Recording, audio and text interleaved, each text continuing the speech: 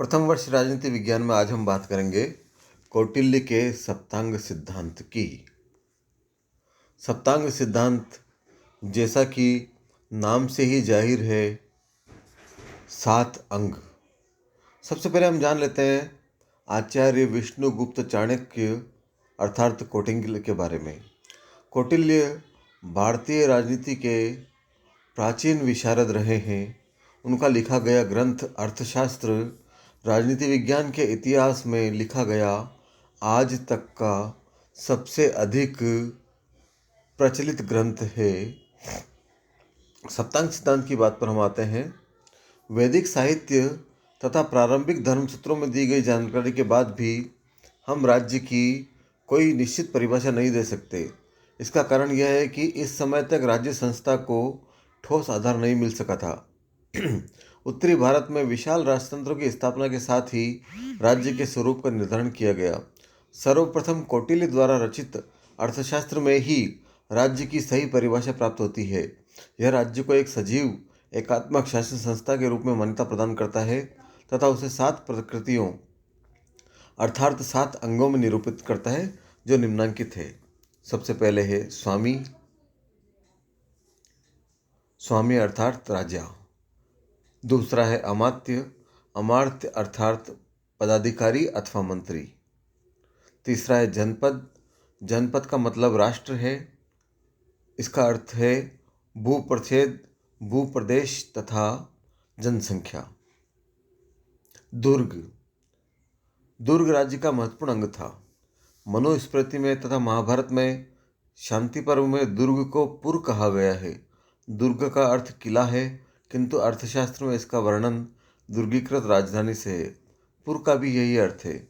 दुर्ग निवेश प्रकरण में कौटिल्य दुर्ग की विशेषताएं बताता है। तदनुसार दुर्ग का निर्माण नगर के केंद्र भाग में किया जाना चाहिए तथा प्रत्येक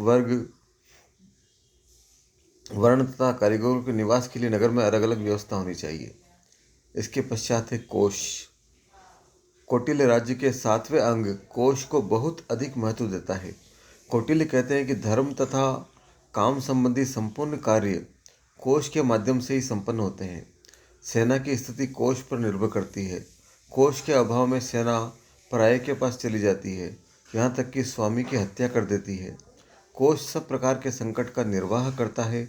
कौटिल्य का मत है कि राजा को धर्म और न्यायपूर्वक अर्जित कोश अर्थात धन का संग्रह करना चाहिए। कोश स्वर्ण, रजत, बहुमूल्य रत्नों, मणियों, मुद्राओं आदि से परिपूर्ण होना चाहिए। ऐसा कोश अलकादि विपत्तियों का सामना करने में समर्थ होता है। दंड। दंड से तात्पर्य सेना से है। इसमें आनुवंशिक, भाड़े पर लिए जाने वाले, जंगली जातियों से लिए गए एवं निगम के सैनिक होते हैं। सेना में पैदल, रथ, गज तथा घोड़े सभी थे। कौटिल्य सेना में भर्ती के लिए क्षत्रियों को सबसे सही मानता है। उसने वैश्य तथा शूद्र वर्ण से भी उनकी संख्या अनुसार सैनिक लिए जाने का समर्थन किया है। कौटिल्य ने सेना के लिए कुछ विशेषताओं का उल्लेख किया है जो इस प्रकार है। सेना को सदा राजा के अधीन रहना चाहिए। सेना के परिवार का भरण पोषण राज्य का कर्तव्य है।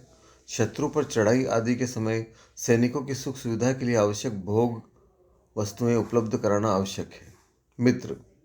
कौटिल्य द्वारा वर्णित राज्य का अंतिम अंग मित्र था। मित्र की विशेषता कौटिल्य ने इस प्रकार बताई है। मित्र पिता पितामह के क्रम से चले आ रहे हैं। हाँ, नित्य कुलीन, दुविधा रहित, मानव एवं अवसर के अनुसार सहायता करने वाले हो।